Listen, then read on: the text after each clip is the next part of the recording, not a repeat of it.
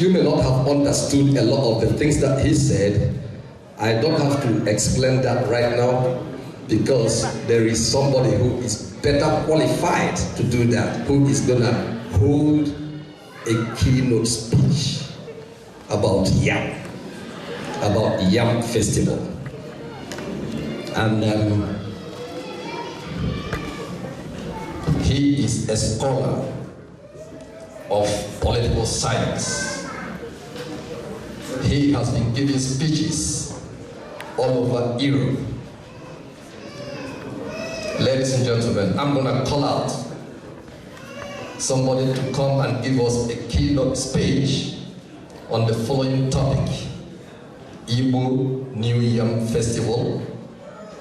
Too much noise about nothing.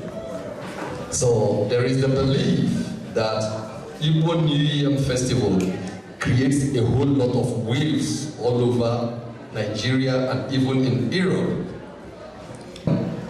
Marks the beginning of eating in abundance in Igbo.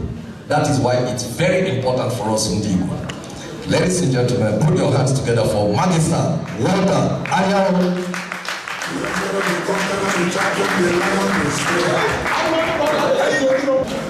Thank you for this wonderful opportunity to address my people, address our guests, for us to know ourselves better, and for us to know what we have come here for. So, Igbo Kulturtag, Igbo Cultural Day, marking New Yam Festival 2024. The President has enumerated what New Yam is, and I thank him for that. When he finished, I told my brother with me that there's no need for me to come out. He has said everything. What my brother did was to caution me, please don't politicize our New Year. I started laughing. But in the title is already the politicization. Igbo New Yam Festival. Too much noise about nothing. Too viel um nichts oder too viel um nichts. Shakespeare hat wunderschön geschrieben, much ado about nothing. Viel um nichts. But I try to make it with question mark. Is it really too much noise about nothing? Our MC did say it. Everywhere in the world, September and August, New Yam is celebrated everywhere in the world. Even if only 2 Igbo men are in that country, they celebrate the New Yam. What is then this New Yam that everywhere is noise about it? And I promise you, you're gonna get a lot of noise here tonight. In that noise is wisdom. In that noise is knowledge. In that noise is peace. In that noise is happiness. In that noise is togetherness. Don't run away because it is noisy. Try to participate and bring your own noise. Those of us who read the Bible, on the Pentecost day, there was a lot of noise. And in that noise was power and wisdom. So in every noise we make, there is power and wisdom. Try to participate. I'm going to be a little bit critical and also a little bit political about it. The choice of the title is consciously made. It was not a mistake. Why did I do that? Because the Igbos for me are very paradoxical people. We are very paradoxical. We love something, we get it from here. Within 1 second, we open the window, it goes away again. That's a paradoxical character. And I will take my time to expatiate it. Pardon me that I'm critical. Lena Schilling, the young Austrian girl, said she criticizes the Greens because whatever you love, you criticize it am meisten. Was du liebst, kritisierst du am meisten. I criticize my wife more than I can criticize any woman on earth. I will get an fight if I criticize a woman outside. But if I criticize my wife, she said, okay, thank you. So whatever you love, you criticize. That's why I'm going to criticize the Igbos because of our paradoxical nature.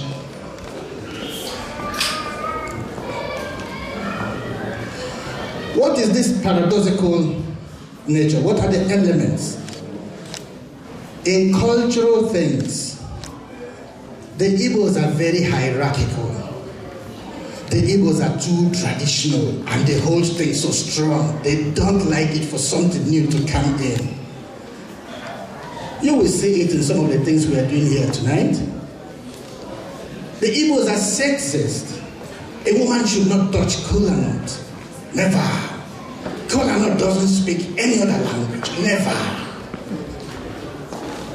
But a woman can dance where there is kola nut. She can eat it, but she cannot touch it. When it comes to political things, the Igbos are very secretive. There is violence in the northern Nigeria, and we know those causing those violence. They are Boko Haram, they are bandits, they are this. But when it comes to Igbo land, what are they called? Thank you, God bless you. Say it louder. Unknown gunmen. But we know them. But we try to keep it secret.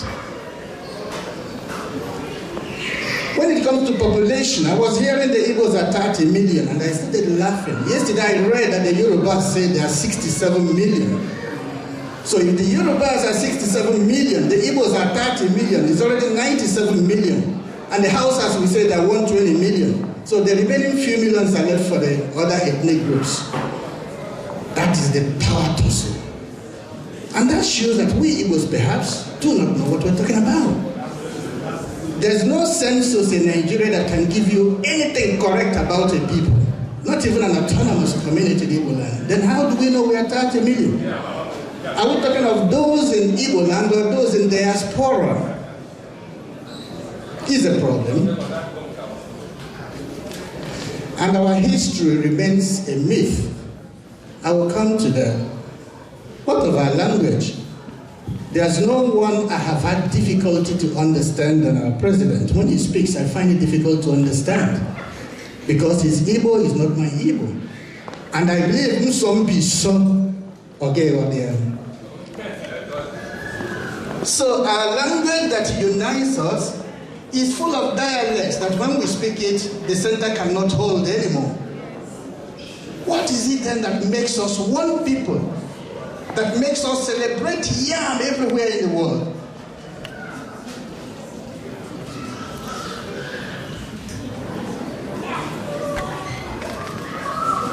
I begin it with a little comparison. Etwas Vergleich. Kartoffel. Yam is bigger than kartoffel. Igbo don't kill the place. We can't bring two of them on the same level. But I use that example to illustrate something. Everyone eats kartoffel here today. Take kartoffel away from an Austrian and bread. Take these two things away. I think we'll all run away. Kartoffel on broad. No wonder in fact Unsa in Hebrew is Igbo's Unsa Turkish broad. And then kartoffel is the food of everyone. How did kartoffel arise? In the 17th, 18th century, around 1720, 1730, the German Emperor, Frederick II, got kartoffel from Latin America, the so-called Inca people, present-day Bolivian Peru. That was where kartoffel was discovered the first time in Anden, the mountain, the hilly areas called the Anden. The thing was brought to Germany. Preußen was the area that time. That's the whole of West, Central, East, North, present-day Germany. It was Preußen. That emperor got that kartoffel. He wanted his people to plant it because they were telling him how beautiful it is, how wonderful it is, how healthy it is. how it has helped the people of Latin America to survive every famine. The emperor tried everything for his people to plant it. Nobody wanted to plant it because they were afraid. Oh, it's something new, it will kill us. What did the emperor do? He got his men, planted it around his villa or around his, what do they call it? His palace that time. But the emperor told the soldiers, in the night, do like you're sleeping, allow them to come. And it happened, the night, people trooped into the farm, the soldiers were sleeping, and they collected the photos. It was when the artists said, oh my God, such a beautiful thing. And they started planting it. Then the emperor wanted it to go the whole of his kingdom around. What did he do? The priests. That was where he gave priests assignment. The priests and pastors go to every village and tell them they need to plant it and get record of those who have planted and those who have not planted. So the priest. That was how Kartoffel spread, and today it has become a household meal for every goddamn human being. What of our yam? The president mentioned how the yam could have started. It's a myth. Once upon a time. The one of Germany and Kartoffel is once upon a time, but the difference is it is documented. You go to the internet, you find the whole story. You go to German archive, anthropological development, you find the whole thing written. But the one of yam remains a fairy tale. And I'm going to tell you one of these fairy tales. Once upon a time, there was a people called the Nri people. The origin of the Igbos is claimed to be from this or that or that. The Nri in today's Anambra State, right? They claim to be the origin of the Igbos. I'm not contesting it.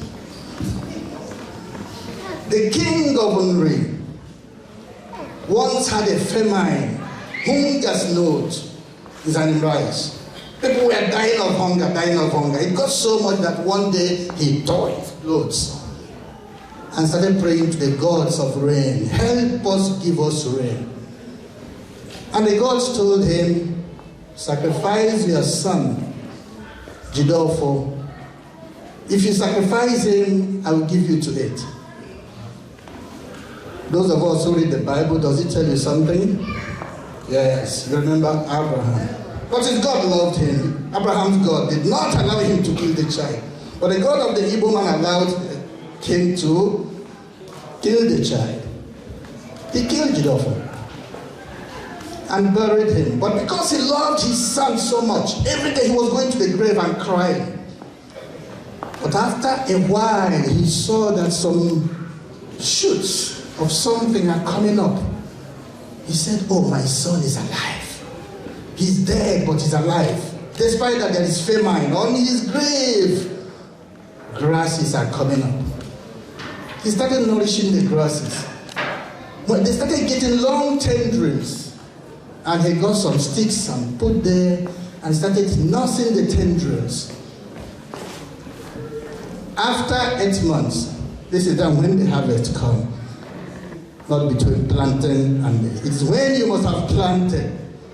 After 8-9 months, he saw that the grave, you know, when you bury someone, after some time the grave sinks down. So as he will see that the grave was sinking, he then saw something coming out of those, the tendrils has been nursing. He excavated a little bit and got very big tubers. He said, what is this? He took it home and roasted it. After they roasted, he told his family, don't worry, let me eat first. If it is poison, it's better I die. He ate it. And to avoid dying of poison, he ate it with red palm oil. Because in Igbo tradition up to today, if you take some poison, take some red oil, That one is scientific. It's not myth. He ate it with palm oil. The whole day, nothing happened to him. You can imagine what happened. Everybody poured on the yam, on the tuber, and ate it. That was how he started spreading. But the question now is, what is the name? Said it is from his son whom he killed, from Jide's grave. He said it is G. That is how it came about. So what happened as the people started then taking it and planting and taking it and planting, at the time of that time he harvested that thing to eat. Whenever it comes to that time every year, they do what we call Thanksgiving. In commemoration of Jide's name and death. That makes yam very mysterious. That is why when we cut yams, it looks like we are doing something hidden. We are doing something unreligious. We are doing something, I don't know what to call it. And this is the paradoxical nature. An Igbo man who cooks yam in his house every time, but when there is time for New Year, he says it is paganism. Because it's written in the Bible. So when we make New Yam Festival, we commemorate original old thing from which this thing that has given us life came from. So it's a time of thanksgiving, a time of reunion, a time of togetherness, a time of inclusiveness, a time of sharing, a time of love, and a time of rest. When you're eating New Yam, you don't need to go to the farm again. It is harvest. You enjoy it. So what we are celebrating is to gather together and celebrate that unity. And what is the paradoxical nature about it again? It has been politicized. When the yam will be cut today, no woman will be there. I will not be there because some people claim I don't have a red cap. Yeah. So those who have red cap will go in there to cut it. So it is hierarchical, it is political, it is status, it is class oriented. If you don't belong to that class, don't go there and cutting it. It is religious. If you don't have the red cap and go there, you have defied it. You have made it profane. These are all the things about it. And it has become political because the AZG in Igbo land, we have this called kings of yam. That is, some people plant yam that they get up to 5,000 tubers, this big thing, and they demonstrate it because it's a sign of wealth and power. Then they are given a title as AZG. There you come where an AZG is eating yam. It is demonstration of power and wealth. So, yam has also become a symbol of status, of conflict, of class struggle, of religious and cultural struggle. Moreover, the governors of Igbo land have also started politicizing New Year, especially in Imo State, where I come from. It's now a time for them to receive chieftaincy titles, to make donations, to be honored, to get this and this, and then opportunity for someone also to get political appointment. So it's well politicized. That is that paradoxical nature of Igbo land. Moreover, it happened here in Germany some 3 years ago. The president of the Senate, or House Minister, right? President of the Senate from Nigeria, who came for New Yam Festival in Germany, was beaten up during New Yam celebration. But we say it's peace. It's time of peace. It's time of reunion. It's time of togetherness. He was beaten up in Germany, and really beaten up. That is that paradoxicalness. But on balance, my people, we take the good examples and avoid the negative ones. You've shown me that we're going to have a wonderful time. I've tried your patience, and you have remained quiet and still. So it's sign that you liked it. And I promise you, you're going to like the New Yam Festival today. Enjoy it, and next year, come again. God bless all of you.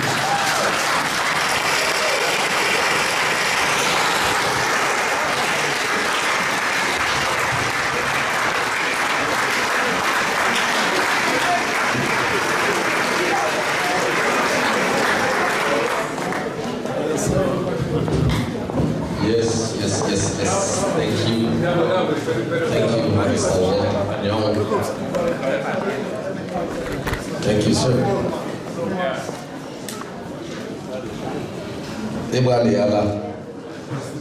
He spoke very well, didn't he? So it was quite important, right? You guys have learned something today. At least you know now that there is Ri. You know that there is Jide, where the name G came from. Yeah? I even know that lady over there from Germany, she was even telling me the story because she Googled it. She knows the story about this Jide. Absolutely cool. Thank you, Mr. Walter and Young for that. Please put your hands together once more for him, ladies and gentlemen.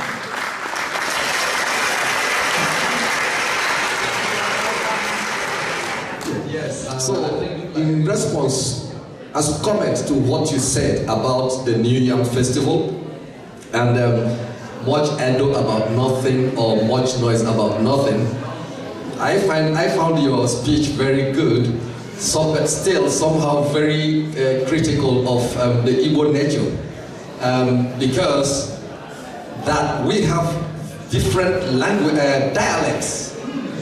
It is not a sign of division or a sign of weakness. I mean, I think it is rather a sign of the diversity of the Igbo nature still united under the central Igbo. So we have our central Igbo, which every Igbo person speaks. No matter whichever part of Igbo land you are from, you speak central Igbo, but you still have your dialects. Relating it to German, there is what is called Hochdeutsch. Every German-speaking person speaks Hochdeutsch. At the same time, they have their dialects. So that does not weaken the language. That's just a little observation I made. So if you want to respond to that, or any other person else has something to say, we are still on that keynote speech. Anybody has something to say? Any input? Question? Please, Magister Fabian Ege. So, Magister, what I really appreciate your methodological presentation of the origin of yam, whether it is actually the fact or not, but it has interested us. From our own information and from our own also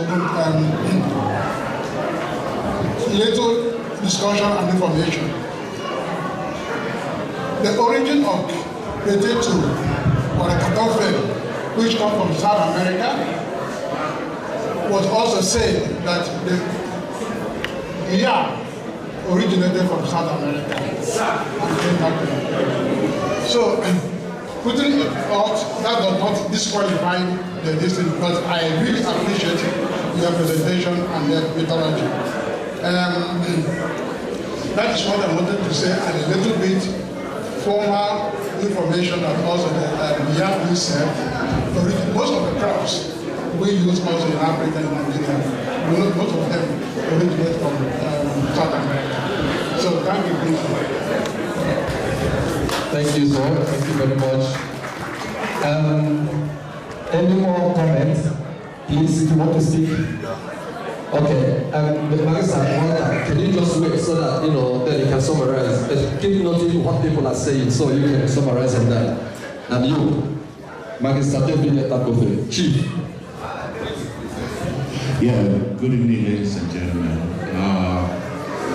I'd just like to state facts.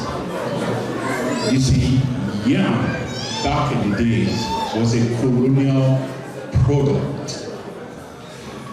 The company, the Niger Delta Company made sure the southern region planted this cash crop for them to, process. Now, yam is not only related to the Igbo culture, but all through the southern protectorate. I mean, you guys understand what I'm saying? So, I'm Orobo from Delta State. Bini, Ekiti today have something that is also related to that.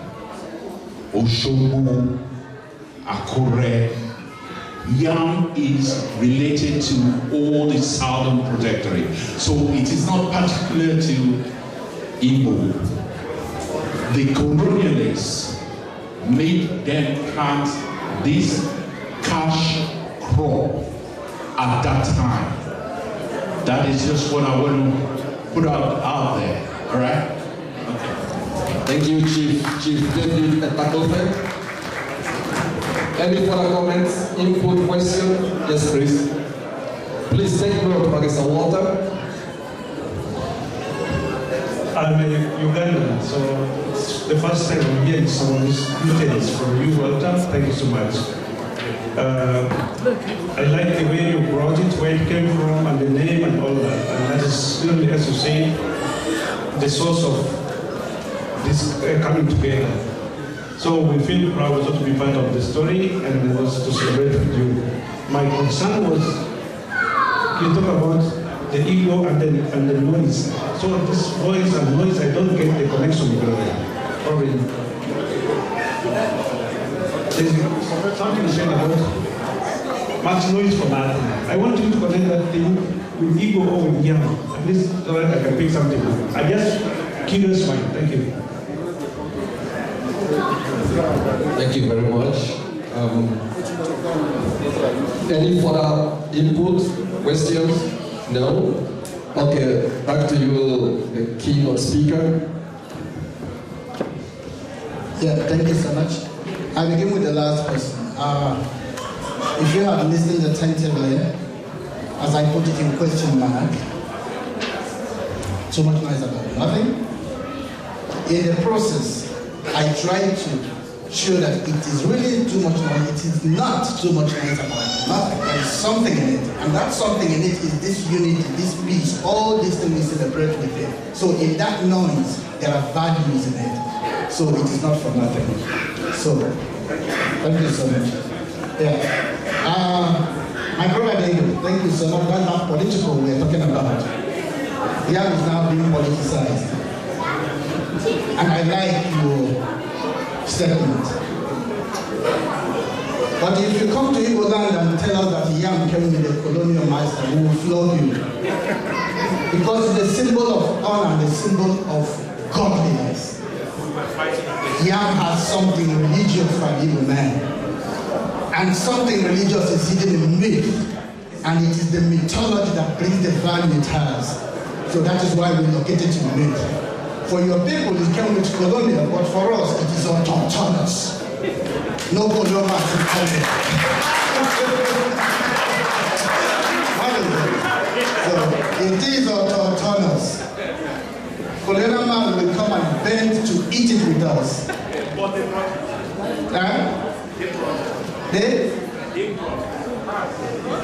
And we never succumb to that. That is your place. They brought it for your people, but for Igbo man, it came from our soul. That is our mythology. You know, we have it. It's like kola nut. You see how we celebrated kola nut today.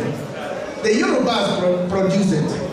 The Hausa man eats it like water, but the Igbo man celebrates kola nut.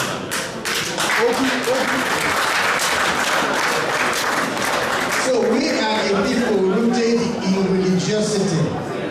Nothing can take it away from us.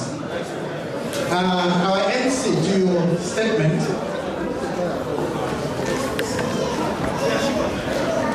When I mentioned of the dialects, I did not say it's division.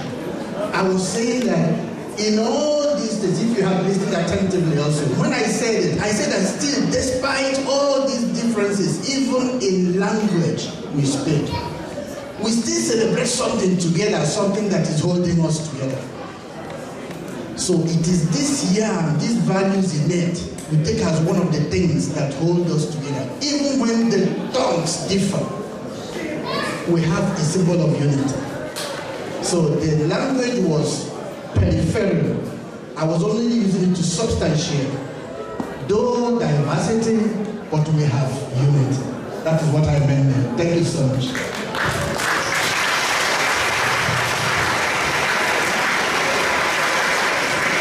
Yes. The children are going to come and dance for us. I have just been told that they're just not only going to dance, they're going to do some kind of drama. It is still rotating around this yam fruit cell, around this yam. Probably or apparently, some of them are going to go to the farm here right now and cultivate yam and bring it to probably one of their kings. Don't expose him. It's happening. It's happening. It's happening. It's important.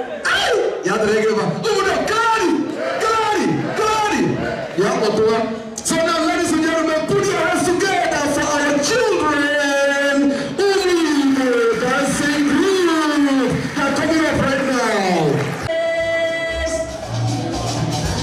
All right, let's go. Let's go. Let's go. Oh, beautiful.